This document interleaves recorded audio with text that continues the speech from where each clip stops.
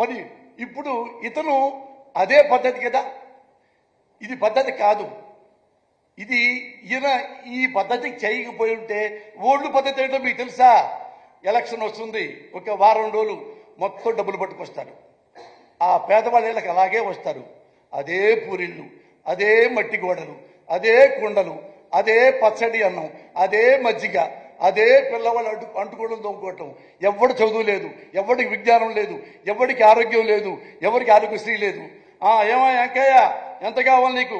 Sir పోయినసారి 500 ఇచ్చారు sir, 1000 రూపాయలు ఇవ్వండి సార్. 1000 రూపాయలు తీసుకుంటే వీడు మళ్ళీ ఎప్పుడు వాడి జీవితం ఎప్పుడు బతకాలి?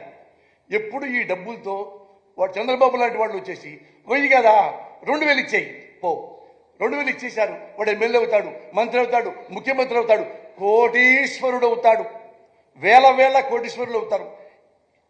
ఈ పేదవాడు ఎక్కడ ఉంటాడు? అక్కడే ఉన్నాడు. అంత దుర్మార్గులు కొంతమంది మన రాజకీయ నాయకులు.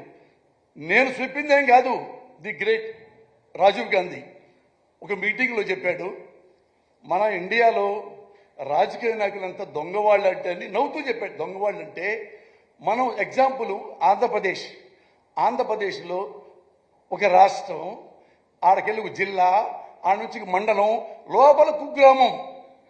ఇక్కడ మనం ఒక పథకం పెట్టి ₹1 ఇక్కడ నుంచి ఢిల్లీ నుంచి ఆ కుగ్రామానికి ఎలా పంపించాలి అంటే ఆ రూపాయి ఢిల్లీ నుంచి ట్రావెల్ అవుతుంది. ఢిల్లీ నుంచి ఆ కిందకి వచ్చేవరకు, ఆ 100 కిలోమీటర్లు వచ్చేవరకు ఆ కింద వచ్చి అరిగి తరిగి పేదవాడి చేతికి అది పావలాగా మారిపోతుంది. That kind of politicians we're having right now. ఇది రాజీవ్ గాంధీ గారు చెప్పారు. ఇలాంటి పిచ్చి పనులు జగన్మోహన్ రెడ్డి గారు చేయలేదే. డైరెక్ట్గా ₹1 కూడా లంచం లేకుండా డైరెక్ట్గా తీసుకెళ్లి బ్యాంకుల్లో వేసి, ఎందుకు వేశాడు? ఓన్లీ ఓట్ల కోసమేనా? ఓట్ల కోసమే వేసేస్తారు ఇన్ని లక్షల కోట్లు. అంటే మీరు ధనవంతులు, మా కమ్మ ధనవంతులు, మా కాపు ధనవంతులు, వీళ్ళు కూడా మాలాంటి పేదవాళ్ళని లక్షలు చదివించింది స్వార్థం కోసమా? ఓట్ల కోసమా? భవిష్యత్తులో రాజకీయ నాయకుడు అవుతావనే కాదుగా. చిత్తశుద్ధి, హోల్ హార్టెడ్నెస్, మానవత్వం. వాడు మనలాంటి మనిషే, కాబట్టి మనకి డబ్బు ఉంది, వాడికి డబ్బు లేదు. ఇదే లాజిక్ జగన్మోహన్ రెడ్డి గారిది. ఏమిచ్చాడు? డబ్బులు అటు ఇచ్చి వెళ్ళిపోలేదా? డబ్బులు ఇచ్చి దేనికి ఇస్తున్నారు?